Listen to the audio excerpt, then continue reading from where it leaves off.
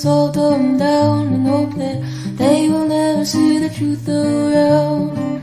Another promise, another scene, another package lie to keep us trapped in greed. Another green bells wrapped around our minds, an endless red tape to keep the truth confined. They will not force us. They will stop degrading us. They will not control us. We will be victorious.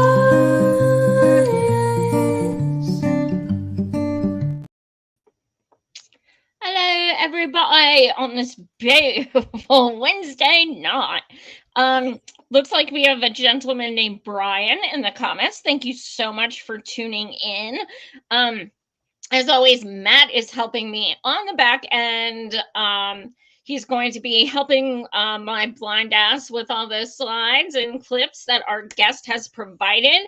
Mr. Scott Smith, who I've had numerous times, who has become a dear friend of mine who I talk to several times a day on the phone as of late. Yes, I have kind of adopted you, and I will stick you in my pocket and keep you for when I need to rant. But thank you so much for coming back. For those who haven't seen our other shows, Scott has now been to East Palestine, Ohio 24 times and done 26 rounds of testing. 28. What's that? It's 28. 28. Damn. I'm going for the fourth time. I thought I was a badass. Yeah, because as we know, the EPA does not do their job and is not listening to the residents. So Scott, as an independent scientist and a whistleblower, steps up continuously to go and help out the residents by testing their property as well as creeks and things like that. So Scott, thank you so much for coming back, and you come back with even more news. I think the last several times you came on my show, you gave exclusive news, so I'm always excited to hear what you have. You and I are both rabble rousers, as my dad would say. Yeah, well, thanks for adopting me. I need as many people as possible to adopt me. Now that we know from the FOIA request that the EPA has well over 100 people tracking me at all times, and Norfolk Southern subpoenaed me in the driveway and all that. But yes, and shout out to Leslie Pacey and Tom and all the folks at Government Accountability Project. You guys follow them. They have done work for people like Edward Snowden and incredible folks who a lot of us, absolutely love. So follow them because they are incredible and they have been helping out the people of EP as well.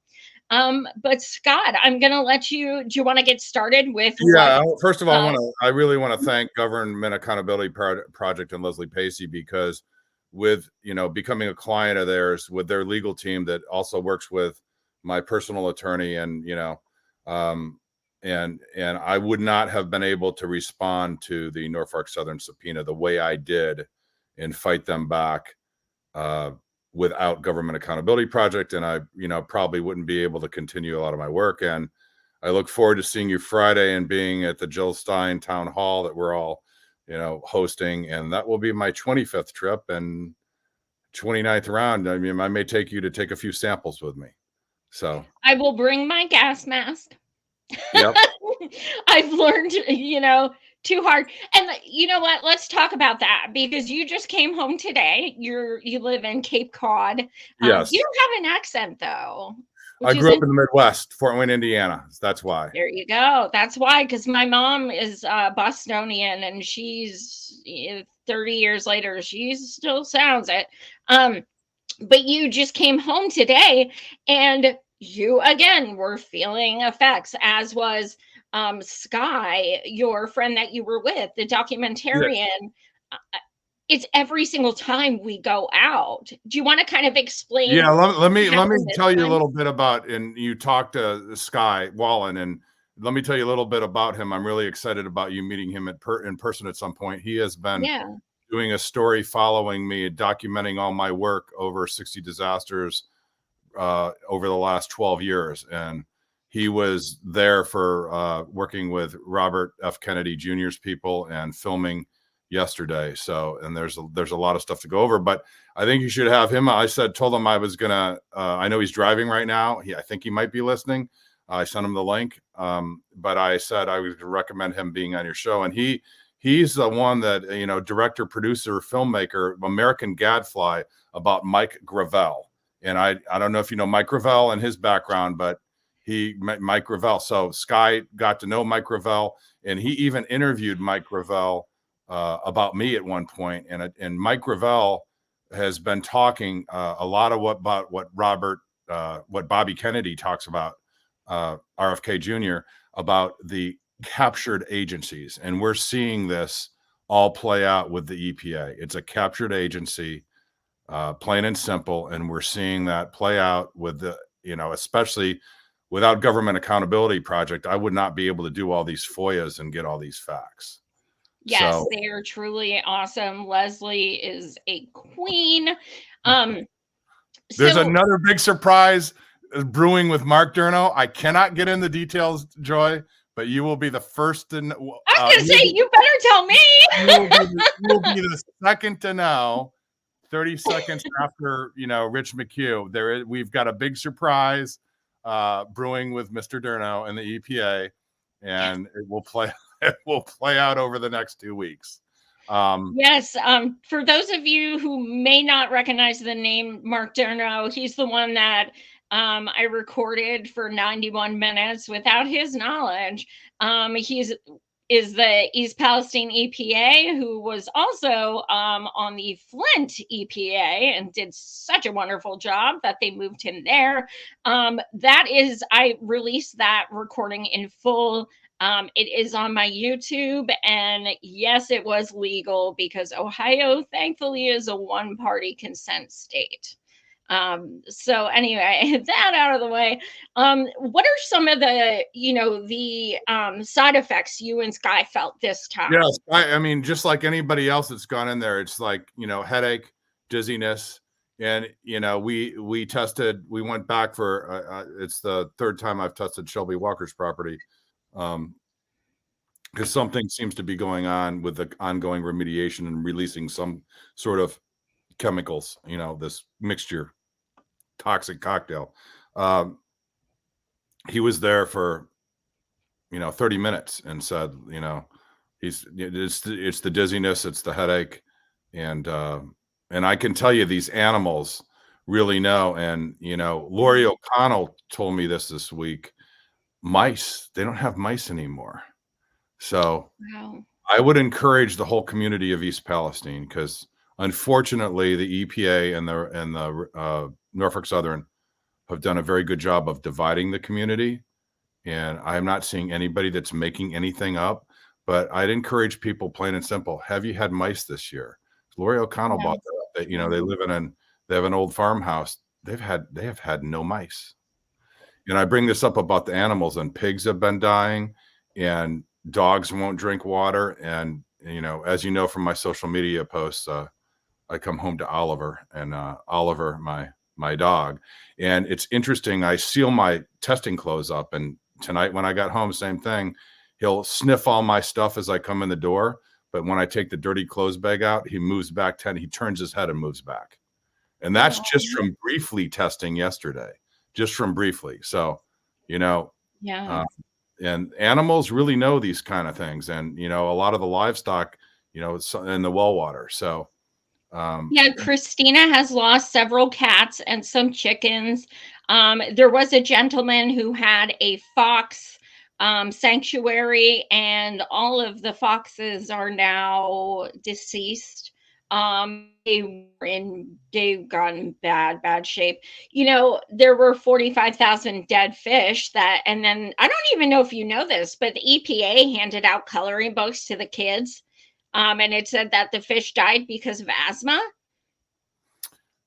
That, this is seriously propaganda. I mean, Joy,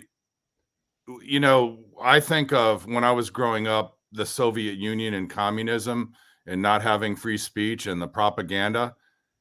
We don't know. I mean, it might be worse. This country is now in a position with the captured agencies, and Mike Gravel was onto it way back when. And, RFK Jr. is all over it. And, everyone's got to work together because there's, those of us speaking truth. And, Oh, everyone. you have it. Matt, I was going to ask you to pull the picture up. Dusty. Oh my, I haven't seen that. I have not seen that. I was sent that by a resident and I was like, oh my freaking God. Yep. Well, as you know, you and I especially are dealing with a lot of stress, and you have to keep a sense of humor. Now that I've seen this, I want to, get Matt's and help. We need to have a Mark Durno comic, APA, like about how dismissing things, how you dismiss everything and you facilitate things, and nothing to see here narrative. My God, yes. Yes.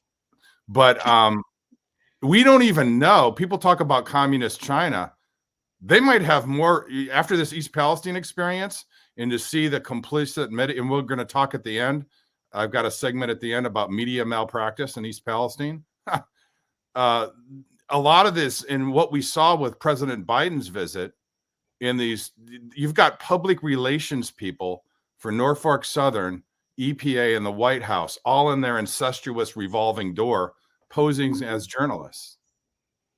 And you had the person on the ground from Time get on a podcast and say 90% of the people in East Palestine are okay. Mm-hmm. Yep. Like they know. And the internet kind of is that dualistic, thing where it's like, okay, well, it's really bad because the propaganda is ridiculous, but then it's really good because we can expose the hell out of these people.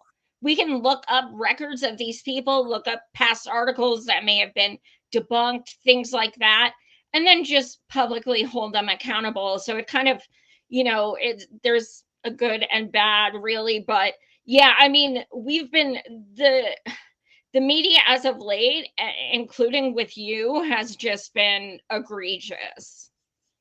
Yeah, I mean, and I'll say, walking into the anniversary event, first of all, thanks to you and Matt, and the video you put together. I mean, that my presentation would not be public, neither would Leslie's, and the organized, and Matt did an incredible job, and we owe him a very nice dinner along with you at some point. And does he live near you?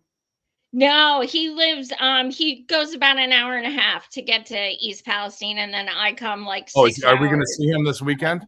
Yes, he will be there. He will be my film man. Oh, Friday, hopefully we can take him to dinner, because what he did and how he did the slides, that was a very important service to the community and affected residents to do that. So I can't thank you guys enough. And you can see I'm acknowledging that often. And, one of the things I talk about is the great team around me. And I've been through so much in life about leaving ego at the door and giving credit where credit is due. Because if you can leave ego at the door and credit your teammates when credit is due, you are unstoppable. And that is exactly why this small team of us that is expanding one by one, we are going to win this long-term war against 17,000 people at the EPA and a $12 billion budget. And I will say, 95% of the people at the EPA, the people doing the work, are all great people. They will call me off the record, behind the scenes, say, keep doing what you're doing. And I always say that, the cream does not rise to the top at a lot of government agencies in the EPA. You don't get to the top by being a truth teller. I don't know. Like I'm thankful for them, but at the same time, I'm like, you make a paycheck from the people who are doing it. So I kind of I don't know. Well, the thing is that like in talking to Bobby Kennedy, yeah, the captured agency really is it wasn't always like this. And it's become where the multi-billion-dollar corporations capture them. But the multi-billion-dollar agencies can't be, captured by the multi-billion-dollar corporations unless there are people at the agencies that work and report to us taxpayers and citizens willing to sell out communities. So in my mind, let's just look at the simple facts. OpenSecrets.org, you go there, .com, go there. Norfolk Southern, 1.7 million last year, almost 80% are ex-government employees. We're going to find out who they are and expose them, because those ex-government employees lobbying and working the back channels to in this captured agency, they might be worse than Norfolk Southern, actually. I don't know. They're just because they are selling out communities like East Palestine for their own pocketbooks. Yeah, the CEO of Norfolk Southern just got a 37% raise. I saw that. For what? For keeping people in homes that are making them sick, because 37% raise for a corporate stooge is so much better for them than actually acknowledging they effed up and buying these people out. It's absolutely disgusting. Well, speaking of disgusting, we what's that? I forgot to tell you one thing. I don't mean to interrupt. By walking into my presentation, I walked in with one of the local reporters, and I'm not going to use specific names. You'd probably be able to figure it out. And she told me that she was getting threats after the first story ran about Arcadis from the producers, from the railroad, from the editors, that they were going to pull advertising. And this is a real issue about how they kill stories.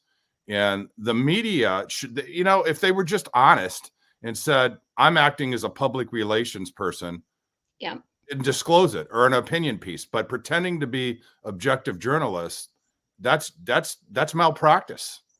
And really. I don't think it's ethical. And that's why News Nation, Rich McHugh, and Chris Cuomo, I told Bobby Kennedy yesterday, I probably wouldn't be sitting with you, Bobby, if it weren't for their coverage. They're fair. They ask the tough questions of everybody, and they tell the story, and they stay on it.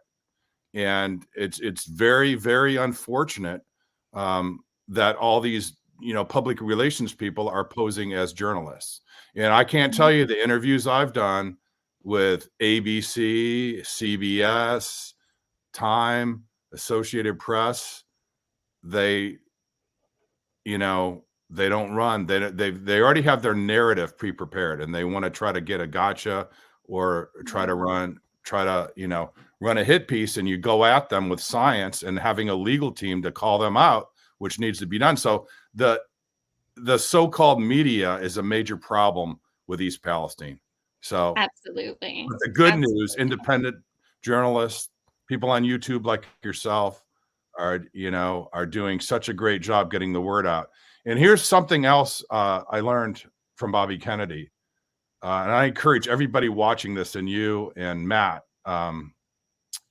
Stanley Milgram, Google Stanley Milgram, who was Yale. He did a study after World War II about how the atrocities would occur with the Germans in the Holocaust. And he did a study, and this is exactly what's going on. He did a study where he was in the white lab coat. He had an actor in another room and a voltage switch. And then the participants that came in. The Milgram experiment. Yeah, the Milgram experiment. But you know how that came out? 65% of the people listened because he had the apparent authority with the guy in the white lab coat. They increased the voltage to the point of death, and the actors were screaming. And before that, all these psychologists were saying, 2 to 3%. Only 35% of the people got up and walked out and refused to participate. Now, that hasn't changed. And I'm proud to be with you and others in the 35%. And that applies to the media now too. The media is literally twisting that knob and voltage test to the death in East Palestine. And I want to start talking about the Milgram. So you already knew about, I didn't know about this until a few days ago. Did you already know about the Milgram experiment?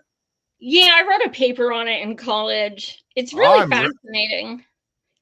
Very fascinating stuff. And speaking of, media, this plays into it. What about, you guys know how I felt about Biden finally going to East Palestine after over a year. And I was not very coy about how I felt about it. I expected absolutely nothing except for a bunch of lip service. However, I'm close to many residents who really couldn't care less about him, but still were holding on with some semblance of hope. Maybe that just maybe, it was a possibility he would do something. And as expected, he did less than nothing and made it even worse than not coming at all. But one thing he did there was actually not only not meet with the community, but he met with 3 pre-selected people who Scott and Leslie Pacey unraveled some info about that. So yeah, I was up till 2 in the morning. Yeah, and that is actually at the end of the PDF. So I'm going to say that they cherry picked residents, and February 16th, Joe Biden came.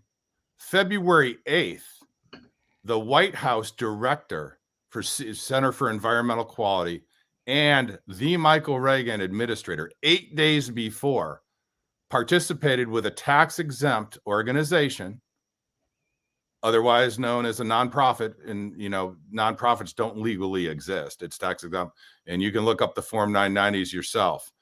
And we're going to watch the video, and I want to allow 9 minutes because the viewers that haven't seen it, in those videos, I'm not making anything up. When somebody tells you something and the words come out of their mouth, you need to believe them. So the White House and the EPA talking about being in partnership with a tax-exempt organization.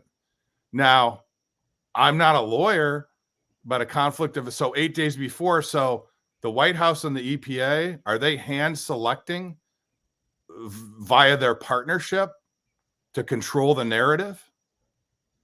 And then what do we hear all the time? People talking about democracy, democracy, democracy. Well, if you're silencing the voices of affected residents and you don't have constitutional rights and free speech, and you've got a complicit media that is posing as journalists, going with the narrative, I don't think you don't have a democracy, do you, Joy? What do you? I don't think we have a democracy. Hell no. And East Palestine, I've been fighting this for over a year of people saying, well, it's Trump country. Who gives a fuck? What it comes down, this is not a political issue. This is a humanitarian issue. Every single person deserves clean air, clean water, clean ground, clean crops, everything like that, healthcare, everything. So it's not a political issue. And yeah, there are some Trump supporters. That's moot. The issue is, when I showed 2 weeks ago on my show a clip of Jamie and Ashley and people standing outside screaming at the top of their lungs to his freaking motorcade that was a mile long, help us, save our kids, save our kids. And they didn't stop.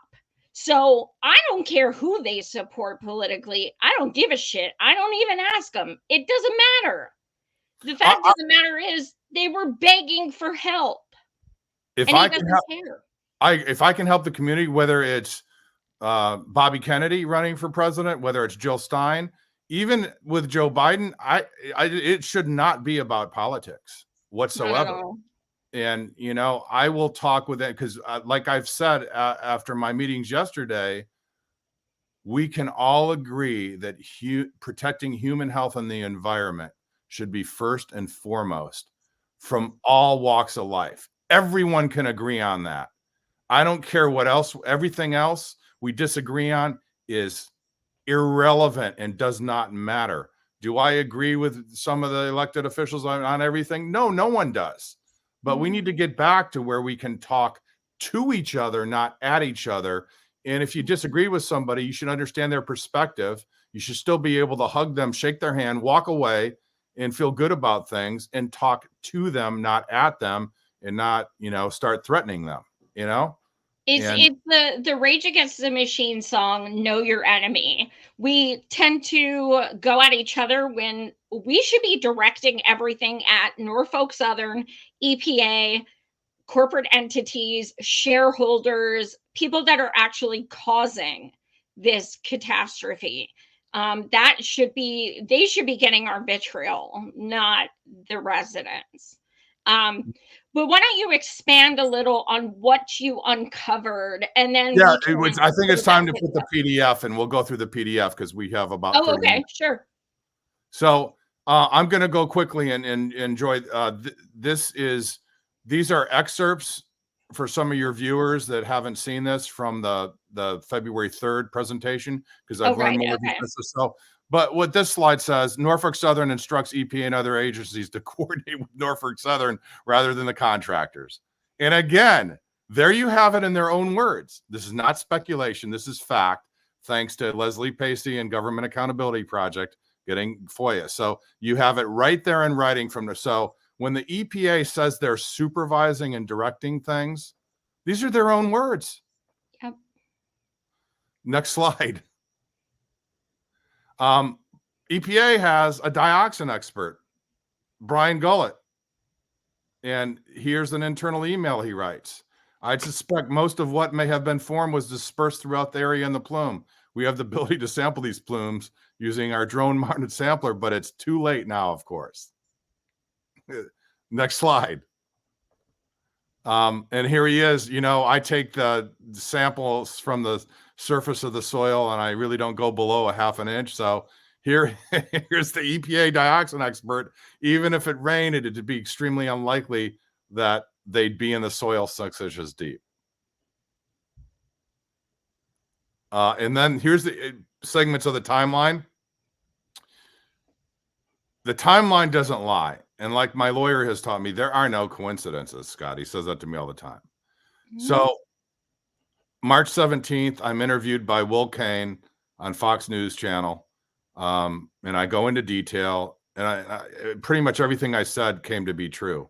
And I speak of, dioxins and my initial results that had come back at the time. On March 20th, March 17th was a Friday, March 20th, Barbara McCree, we cannot verify that she's even a real human being. And I did write an email to Mark Durno with Leslie Pacey copied, and he didn't respond about multimedia communications at EP looking for all my personal information. So next slide.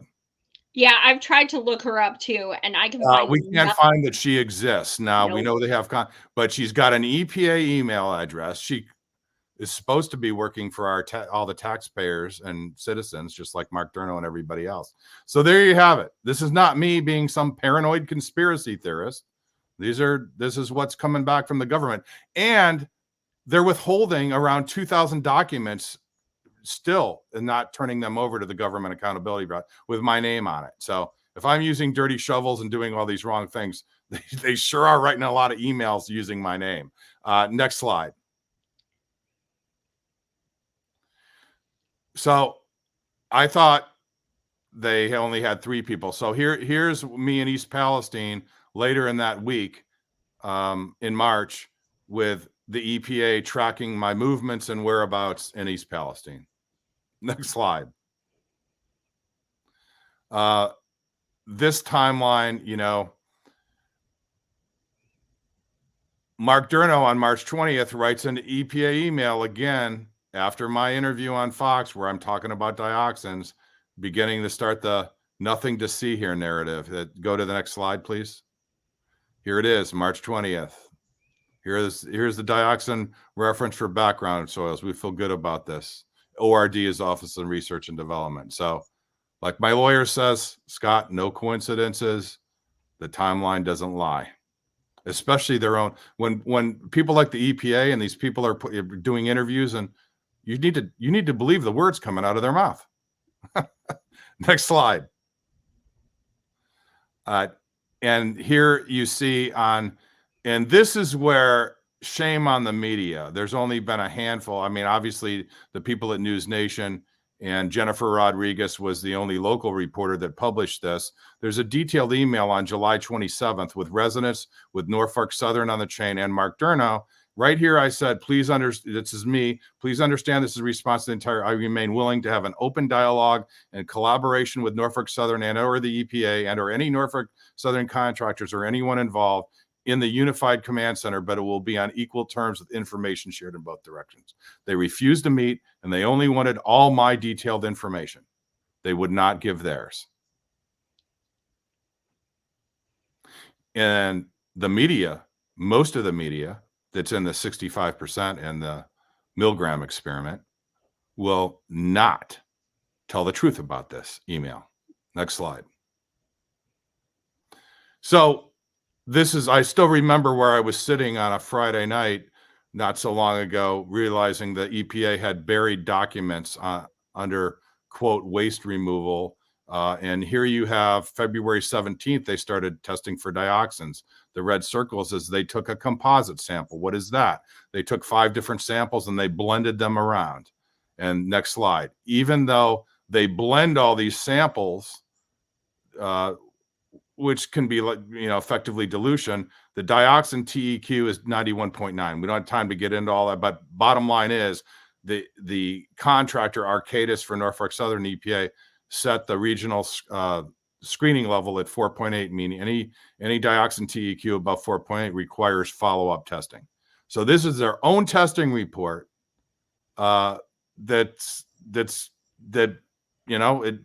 Why all the public meetings, and they can attack me, they can attack Leslie Pacey, they can attack government accountability. There is no evidence anywhere where this was ever released or addressed to community in any meeting. It was buried on their website in thousands of pages. That is plain and simple. So they can say what they want with all their propaganda, but the facts and the truth don't line up with their propaganda. Next slide. And they tested for the SVOCs and VOCs.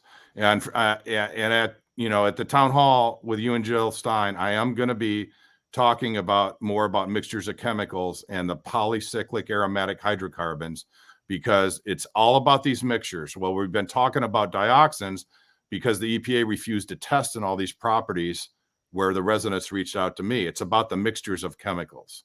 And the reason why these buried documents are so important is the fingerprint that we can now match up with testing. And this ubiquitous in the environment, I'm going to explain that on Saturday on how we're determining the fingerprint. Next slide. And you see here all these other benzene compounds, vinyl chloride. We've talked about mixtures of chemicals. There are no standards for mixtures, and the EPA continues to cite a singular exposure to a singular chemical. And what I say, I've been in, and I told Bobby Kennedy this yesterday, I've been in over 60 disasters. And what makes East Palestine unique, other than the toxic algae blooms I've been to with cyanotoxins, all these other East Palestine has every single thing I've come across. Usually it's just oil, it's just a few chemicals, but East Palestine's SVOCs, VOCs, dioxins, it has literally, it's like 60 disasters all in one. That's the significance of East Palestine. It's unprecedented with these mixtures of chemicals. Next slide. Now, February 22nd, 2023, as a resident on Twitter, it was before it was X, reaches out to me on February 17th, and I'm on the ground on February 22nd, and I'm taking my initial samples. These are the results that were released, when I was on Fox News on March 17th. Now, looking back at this, I know why the contractor suddenly came out of the woods on private property. Literally. No, we've got the next slide.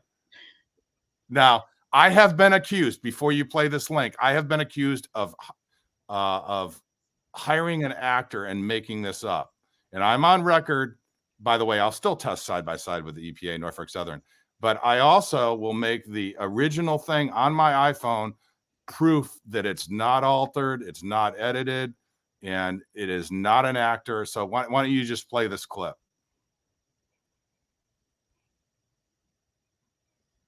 You're on private property here. I'm sorry, I'm just asking you if you're taking samples. I'm not. I just like you refer me to your public information officer. Have you taken samples? I can't answer any of your questions. You can't. Well, then why should I answer any of your questions? Because this is not the site. And Because of what? we need to know who's coming and going on this site. But this is private property. We're working down here. You're standing on private property right now. I'm sorry, but I need to know. I have to check with my public information officer. You're on private property. I'm sorry. The landowner doesn't want you trespassing. I want to make that my ringtone. I love that so much. Hey, Joy, can I appoint you as my public information officer for Yes! future movements? Okay, but I do curse a lot. That's fine. That's fine. So now we know, looking back at that, why did they come out of the woods like that? Because like 50 yards away, they were testing for dioxins on February 17th.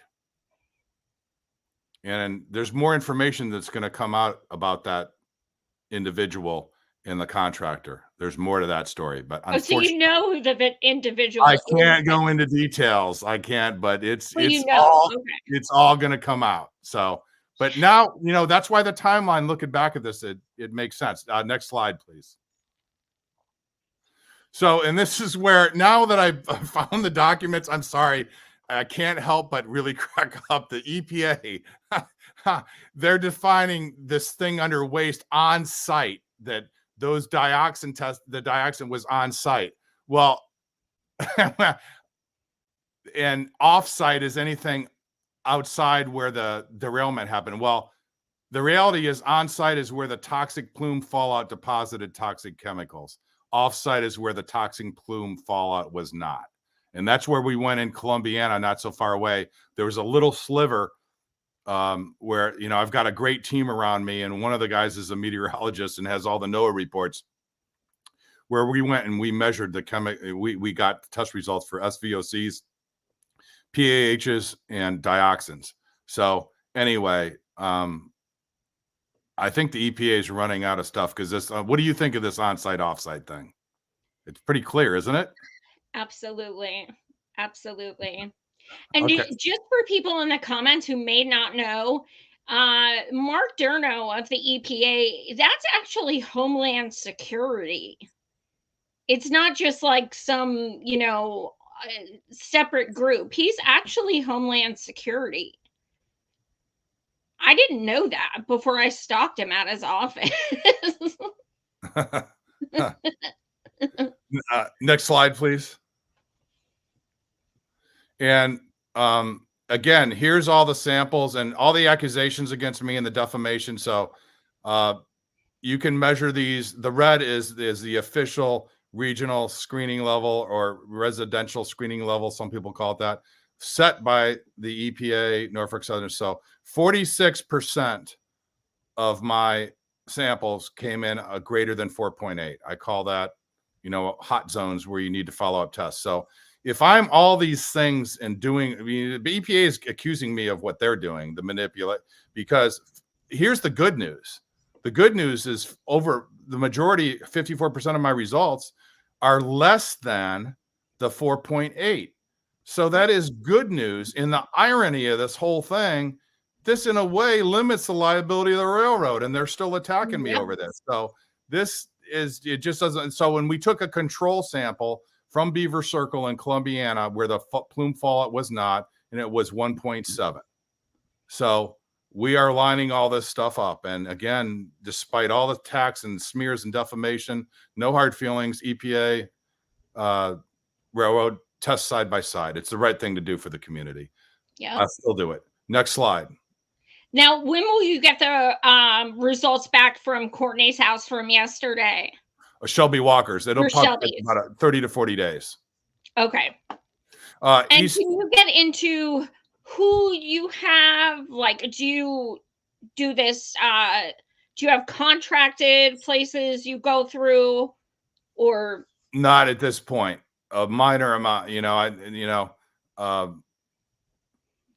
no, a couple residents have privately paid the lab directly for extensive testing, but right now I've spent the number is approaching probably close to $130,000 just out of pocket expenses with lab fees and everything else. I'm stubborn to my, and I will not stop here. I will do what it takes, but it'll all work itself out in the long run.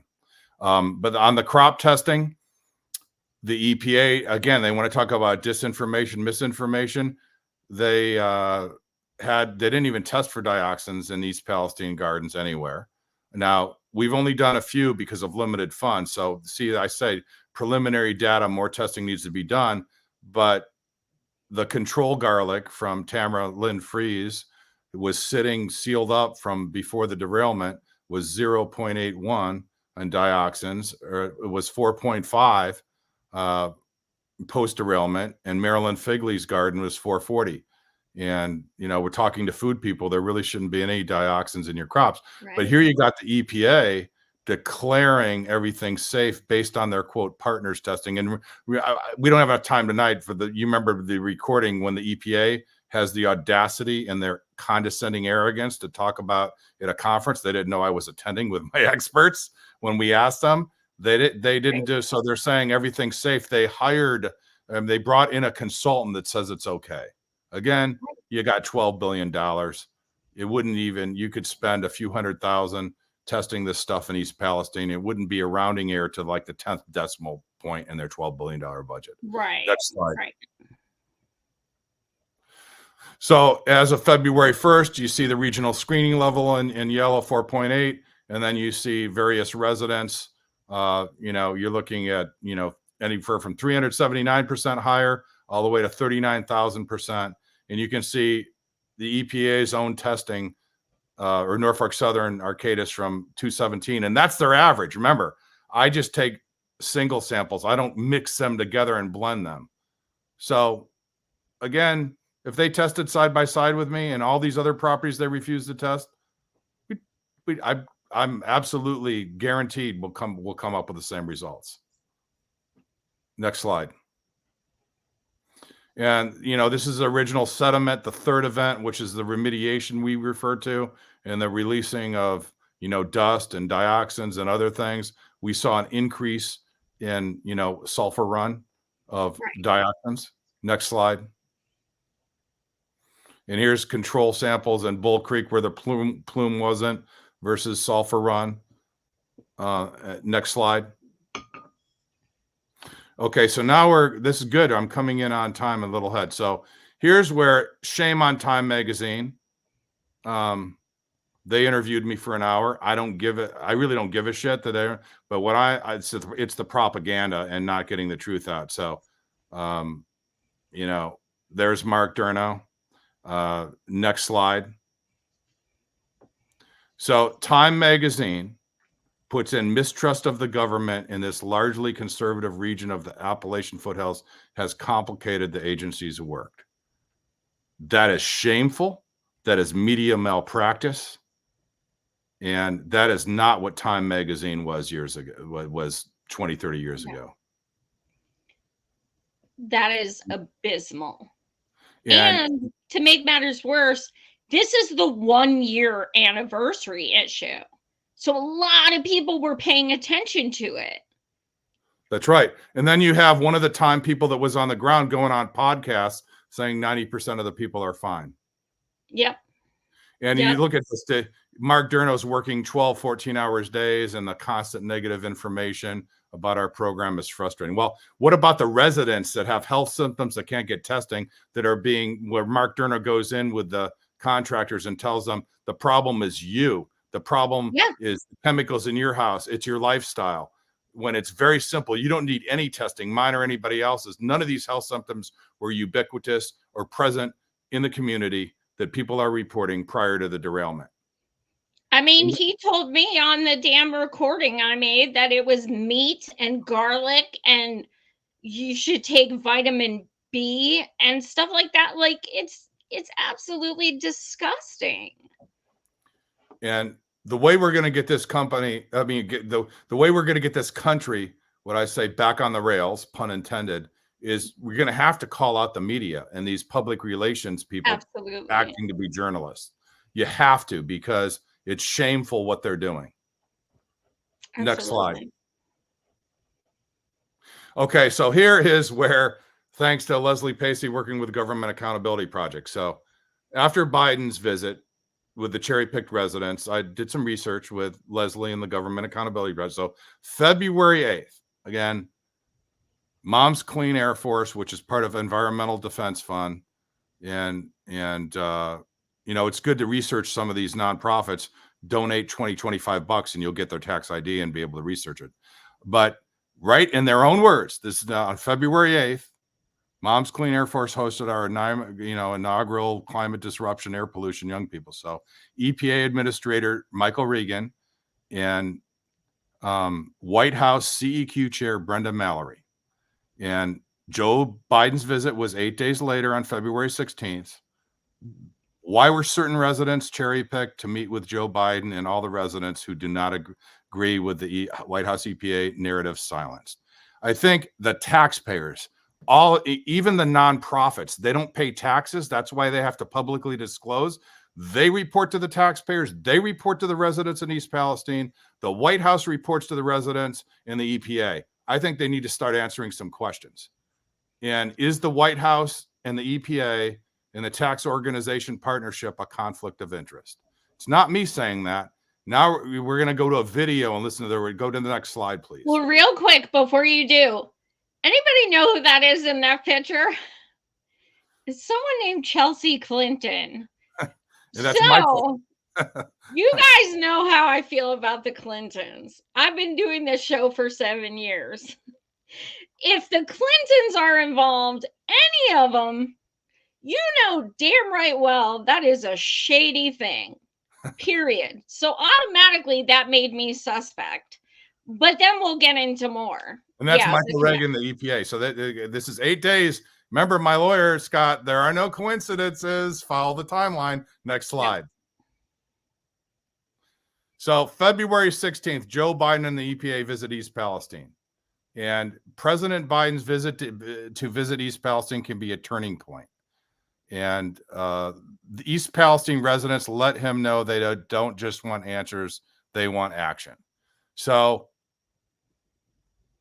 representing a cherry-picked, 2 to 3 people, that is not the residents. I mean, Joy, in your mind, isn't that almost like propaganda?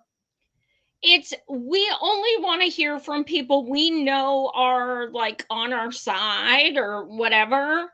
And it's okay. So like, also the thing that really bothers me is Jamie Ray Wallace. You guys have seen her on my show a number of times. She went to DC 3 days before Biden came, and she delivered over 21,000 signatures to the White House with stating that the declaration of disaster that's been sitting on Biden's desk since July 3rd be signed. Over 21,000 people are asking this, okay, and demanding it. But then Biden comes out and says, well, I'm coming at the request of the mayor. So you're having requests from people who you're supposed to represent, and you're making it clear you're coming from the mayor. Yep. Next slide, please. Okay, so this is 9 minutes, but it's worth watching, and feel free to comment and react as we watch. So listen to their words that come out of their mouths, all of them. We connect science and data with real people. air pollution, toxic chemicals, including petrochemicals, how they harm our bodies and our minds, why they are so dangerous. Together, we are securing vital health protections for families everywhere through persistent action, including thousands of messages to Congress and regulatory agencies. Please welcome the Chair of the President's Council on Environmental Quality, Brenda Mallory. As you heard, my name is Brenda Mallory. I'm the chair of the White House Council on Environmental Quality. And one of the great privileges that I have in that job is to just be able to connect with people all across the country who are on the ground doing the great work. And really, since day one, the president has really advanced the most ambitious environmental justice, climate change agenda that we've ever seen. The day-to-day work in trying to take his ambition and the principles that I think he has us all driving under is a real effort. And it's an effort that would not be successful but for the partnerships that we're able to create with folks like you. Partnership.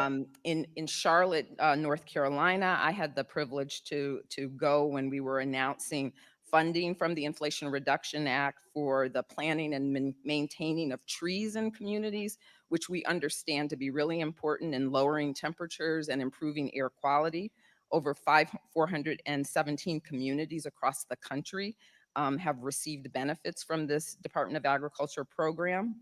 Last month, we announced $1 billion in awards from the Investing in America agenda for clean school buses. So all of these things are happening now. There's a lot more that is in the works. But I just want to give moms a hand for the ways in which your work and advocacy has really supported some of this work occurring, and which I think that partnership that we have is going to be really important as we move forward. I think the thing that I would like to leave you all with is just a recognition that we are trying to infuse notions and principles of equity and justice in all of the work that we're doing.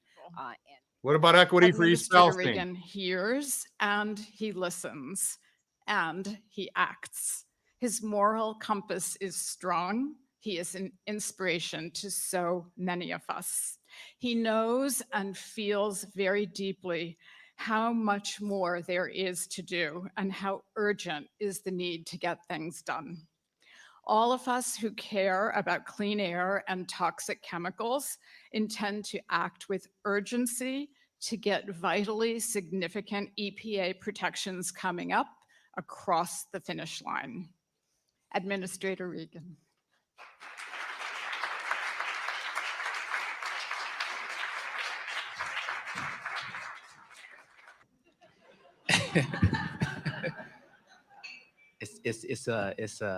It's a labor of love, and I'm also proud as EP administrator to, within our agency, have the Office of Children's Health, which is one of the only federal offices that is solely focused on children's environmental health. And so we know that children are the future, and it is so important that we lead with public health for our most vulnerable. And when we talk about environmental justice and equity, and we talk about disproportionate impacts, typically we do think about low income and Black and brown people, but some of our most vulnerable people to environmental pollution are our children. So let's talk headlines. The EPA sets the standards for how much soot pollution is allowed into the air. And I know that we all heard, and we're very excited to hear that you recently tightened that standard. How do you anticipate that improving the air quality and also the health outcomes for children? It's an absolute game changer. I have to credit the president with charging us to be vigilant and laser focused on public health. Growing up, I experienced respiratory Laser focused on public health. You hear that, Joy? And it's really not fun when you're on your way to school. They had the coloring book, obviously. Breathing, trying to think about normal things that kids think about and the pressures of learning. And so when we think about tightening this soot rule, And the possibility that when this rule is fully implemented, over 800,000 asthma cases, symptoms avoided. There you go. That's a lot of Asthma. children. I would just say that if you are a parent, clean air and clean water should be a no-brainer. And if you believe that, make your voices heard through social media, Okay. through your churches, through your local organizations, because this administration is listening to all of those meetings. Well, President Biden made his first visit to East Palestine, Ohio, more than a year after a train carrying toxic chemicals derailed with devastating effects on that community. News Nation's Rich McHugh on the ground for us in Ohio with more on the president's promises to East Palestine residents and how the community is reacting tonight. Rich.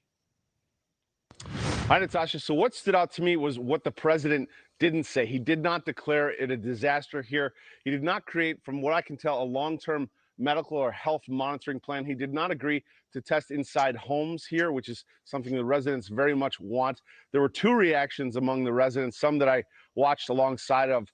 Their reaction was that this is disappointing, and the image of him drinking the tap water they called disgusting. Some of the residents who met with him I spoke to, they said this was an important first step, though. Take a look. I want them to understand that we're not going home no matter what till this job is done. And it's not done yet. There's a lot more to do. The vast majority has been done. But we're going to stay to the very end. Every need is met. More than a year after the derailment and toxic burn, President Biden came to East Palestine, met with first responders and a few residents. We sat down with them after and asked if their concerns were met. We don't have our needs met yet, just based off of one presidential visit, but we are moving forward together. And I think that's a really important thing to recognize after today's visit. In a letter prior to Biden's visit, more than 200 residents detailed key recommendations for the president, why they need federal help. Declare the area a disaster, help people relocate, conduct indoor testing, and create long-term health monitoring. From what I heard, and I could be wrong, but from what I heard, none of those were agreed upon today or were greenlit. Do I have that right? I would say it was definitely made clear that out of those demands, healthcare or some form of health monitoring is very much on the table. And it's just about figuring out what is right. That's the thing that excited me the most as someone who, as I've told you, I'm a cancer survivor, so that's always top of mind. And hearing multiple different agencies today and President Biden say that, healthcare is something that they are looking into. And I really believe that it will happen. He did not talk about indoor air monitoring specifically. However, I do believe the federal funding from the NIH that he talked about, I believe some of those researchers are going to be doing some air monitoring. But some East Palestine residents News Nation spoke with called Biden's visit disappointing and the final nail in our coffins. I understand that there are going to be ongoing frustrations from residents that are impacted because as of this moment, their needs still have not been met. And I think the Biden administration said that the federal government is going to fill in the gaps that the train company is not providing. We're not sure what that looks like yet, but we are certainly going to continue to hold the federal government accountable moving forward. There's still work to be done. I think it's been a while, but there's still an opportunity here.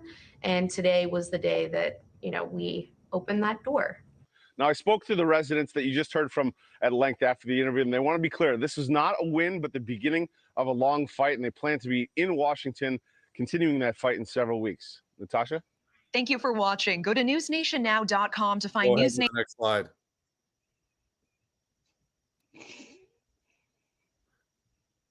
Go ahead to the next slide. So, Joy, I know that's long, but you have to watch that video to really, and the words speak for themselves. The words, believe what they're all saying. What is your it's painful for me to watch. I don't even like watching that, but it's really hard because one of them is a really close friend of mine, and You know, it's hard because I'm an outsider. I'm not a resident. So I don't want to say, you know, my opinion is more important or anything like that. But as someone who loves this community and thinks of so many in it, this is Duchess, she needs to get down. As someone who loves so many people in it and who has done continuous mutual aid for the community and continuously covered it, I am absolutely disgusted by Biden's lack of doing absolutely nothing. And I think I'm not sure if it's, you know, I don't want to insult them, but I don't know if it's like wishful thinking or what, but I I do not think he's ever going to mention East Palestine again. It took him over a year to come here. Why would he continue talking about it now? I don't understand. Like, he was there. He could have done two things, especially big things. Number one, declaration of disaster that's been sitting on his desk for 7 months. Number two, invoke Article 1881A of the Social Security Act of Obamacare, which he helped freaking write, which would give all of them Medicare for life. And he did neither of those things. So I think this is really sad. I think that's the word I'm looking for. I think it's very sad. I think it's sad that 99% of the community didn't get to say a single word. And they may have a different perspective because they were in the room, but we need to look at Biden's actions prior to this. He doesn't give a flaming fuck. And that's a nice way to put it. He's not. They met with 12 senators and congressmen before Biden came. What happened? They went to the White House numerous times. What happened?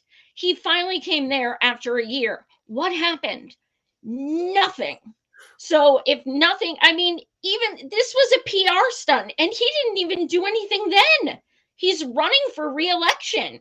And he didn't even do it. Like, you think he's running for re-election, he's finally going. Obviously, he wants to do some like grandiose thing. So people are like, oh my God, Biden's such a hero, you know, and like everyone across America can be like, oh my God, he cares so much about the people. He didn't even do that. I mean, he doesn't fucking care. He doesn't. And we need to deal with that reality. And then these people at this conference, these Mom Clean Air Force, which the name is laughable because the number one killer of climate is the military industrial complex. So that's interesting. But, you know, they're praising Biden and more fossil fuels than any president, more fracking than any president, more oil than any other president. I mean, the list goes on. So obviously they're not a serious organization whatsoever. So yeah, I mean, I don't understand associating with anyone who, first of all, isn't transparent about where they get their donations from. That it feels like it discredits a lot of the community. And it really breaks my heart to hear from the countless residents who have reached out to me so upset that they were not heard. And that's why I'm organizing the thing for Saturday, the town hall, so that the 99% of people who weren't heard have the option to actually show up and have their voices heard. No, the president's not going to be there because he's not ever going to talk about East Palestine again. He's not. Yeah. And Joy, I want to say, I mean, you know, this democracy thing from elected officials is a charade, because I believe in absolute free speech and everybody having the opportunity to equally be heard. And again, this is not to denigrate, disrespect, but the 3 cherry-picked individuals could have combined with these 5 individuals. Bobby Kennedy sat down yesterday with Martha McCallum on Fox News, and at that video, I think just got aired today. Why not put them all in the same room? Why, and people could treat people that aren't having symptoms, people that are, they're all fellow citizens. Why can't everyone respect each other's opinion and all talk about the situation? Why can't all voices be heard? Because we're supposed to have a democracy, right? And that means constitutional rights, free speech, equal representation. So why is the White House and the EPA in some kind of partnership with a tax-exempt organization cherry picking who gets to speak in our democracy? Is there something I'm missing? Yeah, I think having only 3 people speak to him who agree on everything, I think that does a disservice to the community. And there needs to be a broader spectrum. Essentially, like you said, every resident I talk to is different, every single one. They all have different symptoms. Some live in a hotel, some still live at home, some are trying to sell their home, some don't want to leave, some have medical bills, some don't have the money to even get checked out and don't know they're sick. I mean, the possibilities are endless, and just picking 3 people who all are kind of the same mindset, or I don't know how I even want to say it, but who agree on everything, I think it's just a disservice to people. Nothing should be pre-selected, nothing. And I don't care if the White House says it's for security or whatever. I don't care. Oh, wait a minute, Joy. Do you see enough footage out there? There were like 12 to 15 business owners where he met with and drank the water and spent time. So why was it just 3 residents? Why wasn't it 15 or 20 residents? That's interesting you say that, because a lot of the residents I talked to had absolutely no idea who those people were. So I didn't realize some were business owners, because everyone's like, I have no idea who those people are. Weren't some of them the Women's Democratic Party from around the county or something? I don't know. It wouldn't surprise me. So, but that's still working with your own people, so to speak. That's making the issue political if you're only talking to people who are in the Democratic Party or what have you. Like, just go freaking knock on doors. Say who wants to freaking talk. That's what I do. I know I'm not the president, and I sure as hell never want to be, but I certainly like talking to a bunch of people so I can get different perspectives. Everyone has a story. Don't forget, you agreed on for everyone to see that you're now my public information officer. So, okay, I think that's the last slide. Is there a slide after that? I think we're done. Yeah, I think so. I know. We basically held to the hour. I've never done something. And again, like I said, I'm not a president. I don't have like a comms team or anything, but I've just never believed in doing like this pre-signed up, like apply type. I don't know what the ways you got picked were. I know a letter was sent, but I don't know beyond that. But it's like, I just want to talk to normal folks. Like, just come up to me, and I just walk up to people. Hey, do you want to share what your thoughts are? If you are supposed to be representing this entire country, that is how it should be. Yep. And I think he knows, like, there's no way in hell he's going to win Ohio. So I think he's just like, fuck it, I don't care. Well, any other questions? I think we covered everything. Matt, do you want to show the promo for tomorrow? or for Saturday. Matt will be there. He'll be my cameraman. So I've been organizing a town hall, as I said, for the East Palestine, Darlington, surrounding areas who did not get to speak. They're going to have the opportunity to come. And Scott is coming in, as is Dr. Jill Stein. So they will be wonderful guests coming in, and they'll be able to speak, but also we'll be able to hear from the residents that were silenced.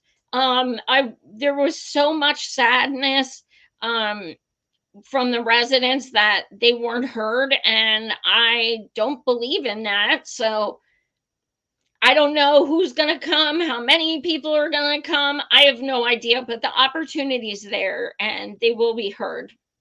So that's all we can do is give them the opportunity. But I know a lot of them are feeling very defeated right now, and I do not blame them at all.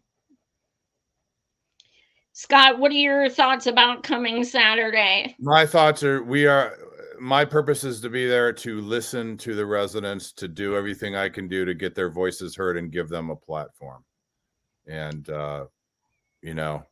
much appreciation to, Jill Stein for coming in, and, RFK Jr. for coming in, and just to listen. It's not about politics. It's about getting the public educated about the unfortunate propaganda coming from the EPA and the White House and their partners. Absolutely. And this, and what is that? It's the propaganda. It's the goldfish. Oh, I can't see what it is. Sorry. Hey, Matt, Matt, you did great work. Any comments before we sign off? I'm really looking forward to this weekend.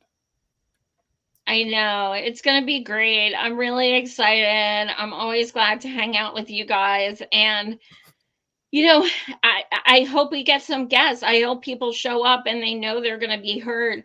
Matt, can you throw the Give, Send, Go in the comments? Anyone, I am looking to bring cases of water. I always, me, I always bring mutual aid anytime I go there. I also want to say, ever since July, I have been able to buy over $15,000 of mutual aid for the people in and around East Palestine, where, water filters, air filters, diapers, baby clothes, I mean, you name it. And that's all because of you guys, for all of those, who have helped chip into these fundraisers. Unfortunately, the money, it goes quick because I request in East Palestine Facebook groups, who needs something, here's my email, and they're like email after email. But I am looking to raise at least $100 so I can bring cases of water on Saturday. People are still drinking water, cooking with water, and some are even still bathing in bottled water. So I at least want to be able to do that. So if you can, Matt's going to post the Give, Send, Go link, and hopefully you tune in 11 a.m. Saturday for the town hall. It should be awesome. Thanks, Joy, and I will see you on Friday. And you too, Matt. Thank you. Much love, everyone.